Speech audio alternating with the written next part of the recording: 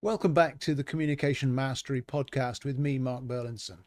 In this season in 2026, we're going to spend some time looking back and replaying some of the episodes that some of you have asked about in your comments. And in between those, I'm going to be back with little snippets each week of helpful information that you can put into practice in your business, in your life, to help you grow your communication mastery. And this week we're going back to a previous episode, and I know you'll enjoy it. I've picked this one out because it's been one that's been requested again and again. So take a listen with me back to this episode of the Communication Mastery Podcast. And so I'm delighted to welcome Stephanie Wilson. Welcome, Stephanie. Glad to have you with us. Looking forward to our conversation. Thank you. So why don't you tell us a little bit about yourself, what you do, so that we get to know you. Okay. Well, I am the advancement director with Ground Zero Ministries, which is a ministry that focuses on middle school and high school students and all of the craziness that goes on in our middle school and high school lives.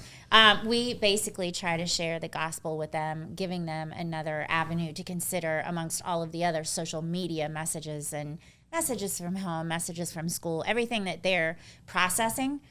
And just we want to rise to the top of that and introduce them to Christ, because we really feel like no matter what's going on, if you have that relationship, then everything else will be more manageable. That's great. So how many youth do you overlap with in a typical week? Between 125 and 150 every single week. So that gives us a good base. We have about 40 volunteers that help the 7 of us as staff to manage and build those relationships and to play games. You know, when the students come in, they're coming from school or practice, so it's a great place for them to come and still connect with their peer group, but decompress, not have to worry about moms and dads being around, coaches, teachers, just a fun time of students interacting with students. So there's that kind of, it takes the pressure off for them. They can be themselves to some degree by the sound of things. Yes, Yeah. and we want them to be themselves. Awesome. That's how we most authentically connect. Right, yeah. And I love that it's all about connection, and we talk about that a lot on the podcast. So tell me a little bit about your kind of communication challenges, the things you encounter in maybe a typical week or maybe across more of the journey of your life. What sort of communication challenges have you encountered? I don't know that the podcast is going to be long enough for all of that, given that I was just recently married, so that's a piece. And I also deal with the students, that's a piece. But then the larger portion of my job is maintaining professional relationships with business owners and their employees. So that's a piece. So there's a lot to unpack there. But what I would say is that communication with each of those groups is different, and it's extremely important that you be aware of your own communication style so that you can adequately communicate with those in each of those groups the way that they need to be communicated with. It's much easier when the receiver is receiving something that you're trying to give as far as communication. That ensures a more smooth transition and that people understand. So with the staff that are at Ground Zero, one of the biggest challenges is I am one of the very few that is what's considered an influencer and a producer. And all that means is that, first of all, I like to talk. I talk and I think quickly. I don't need a lot of time to process. Most of the other staff are processors. They think about things for a long time. They don't normally respond right away. And the natural tendency for someone like an influencer or a producer is to think, oh, you don't care or you don't have an opinion. Neither of those things could be further from the truth. But unless you understand the different styles, it's easy for all of that to get lost in translation and then communication be a negative experience instead of the positive experience that you want it to be. With the students, our student base is very unique. I grew up in an area that was literally a melting pot, Columbus, Ohio. So I feel very blessed to have been exposed to many different types of cultures. But the culture at Ground Zero is such that the students there they require consistency in order to build trust.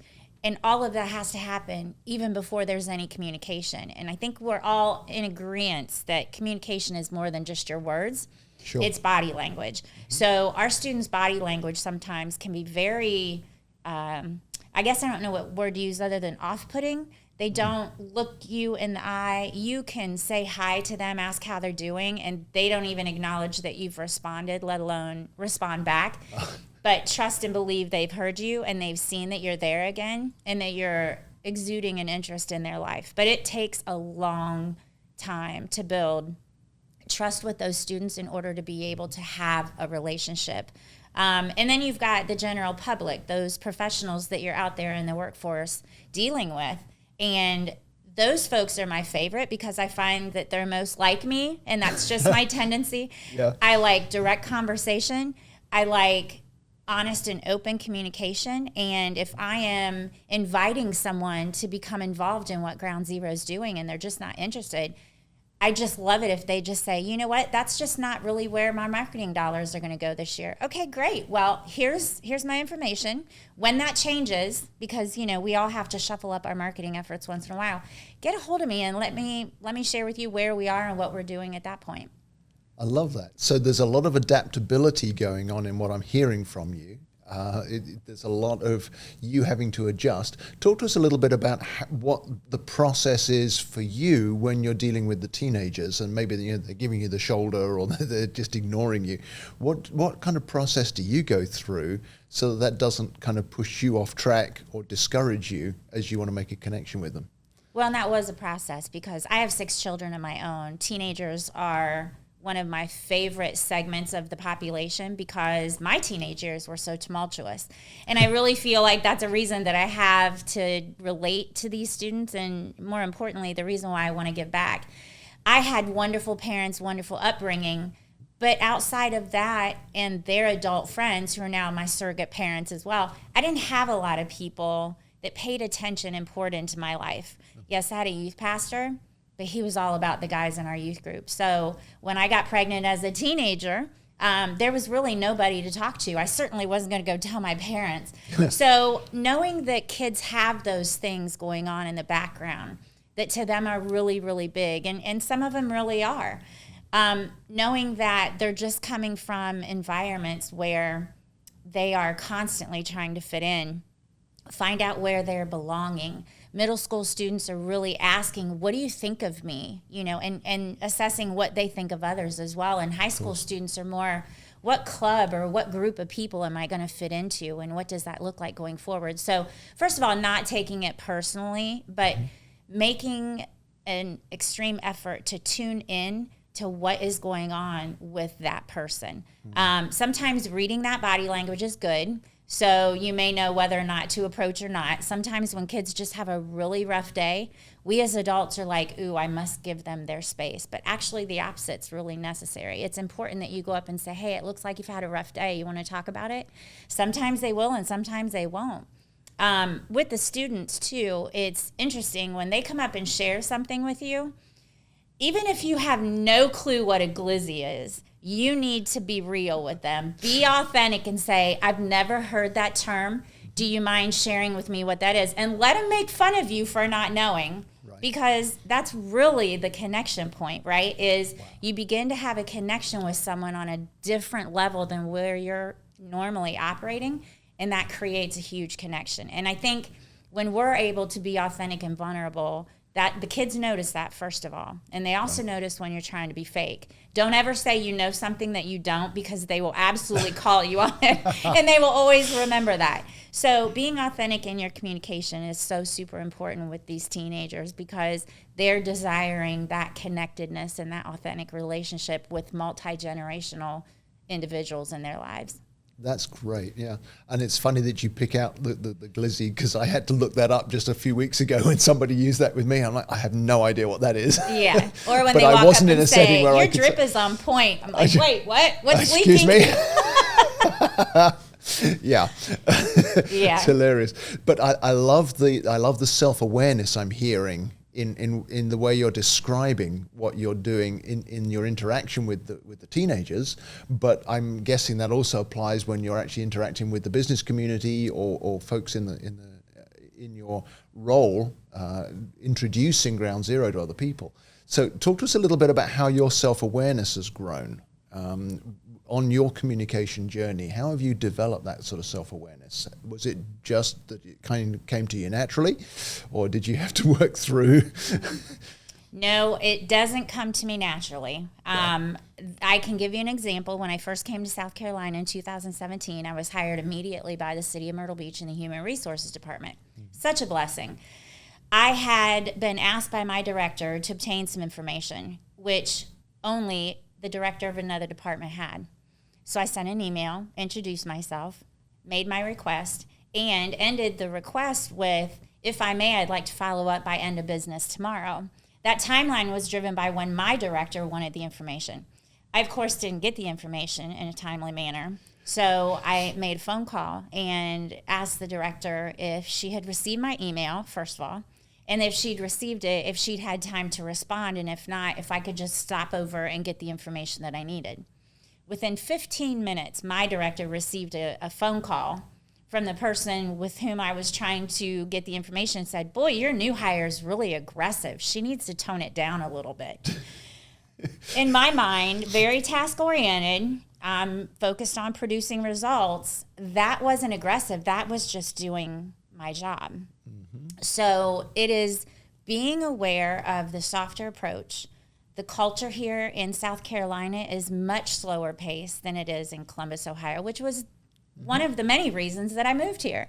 So, you have a lot of Northerners trying to change things when they get down here. Our way is better. No, it really isn't. And adapting is critical to that. One of the ways that I became self-aware that I was aggressive was listening.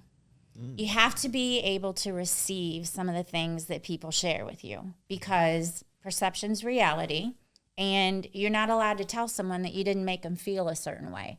So you have to be comfortable enough with yourself to receive some of that feedback and then actually do something with it. But I have been a single person for a long, long time and recently got married. And so going through all of that, again, self-discovery and rediscovery of who I am as a person on a personal level was rough. Because I do tend to be, I think of something and I make a decision and I move forward. Well, the wonderful saint of a man that I married couldn't be more polar opposite. So what I had to do was I had to take the life languages test, and I had to discover what my natural tendencies were, and then what tendencies I had the ability to develop through some training, clearly self-awareness. And then one of the biggest things I have to do is I have to dial things back a little bit. Even in a staff meeting, I have now waited. I'm no longer the first one to jump in and talk. I just wait for everyone else's feedback. Sales 101, management 101, they say be the dumbest person in the room and speak last. Because you want to surround yourself with people that are smarter than you, and you also want to hear everyone else's opinion before you actually open your mouth. So what I've done to develop my communication skills is I've discovered what each of those life languages look like, tried to educate myself on those who are closest to me, what their styles are, and then what they need from me as their styles dictate. So that's been critical. Cool. And so it sounds like you've seen a real difference in learning some of that stuff, in being able to adapt to other people. And I mean, not just with your husband, but with the folks at work as well. So was any of that journey a surprise to you, or did it kind of clarify? When you took the life language profile, was it like a complete bolt from the blue of this is completely different from anything I've ever seen? Or was it more of a development for you, what you maybe already had sensed? Talk us through how that went for you when you first encountered the life languages and that journey you've been on. Well, I'm in my mid-50s, so nothing surprised me that was, revealed. I know who I am, and I know all of my character flaws. I'm intimately comfortable with those. So working on some of those flaws was definitely a development piece. Wanting to show up and be a more effective producer, wanting to make sure that when someone had something going on in their life, like a student that I could speak into, wanting to make sure that that influencer part of me was well received.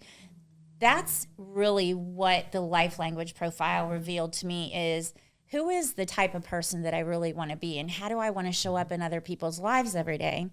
Because I could continue to be a task-oriented, aggressive person, but to what end? what does that accomplish? And if we're all here for the purpose of making other people's lives better, then I needed to do better. That's awesome. Yeah.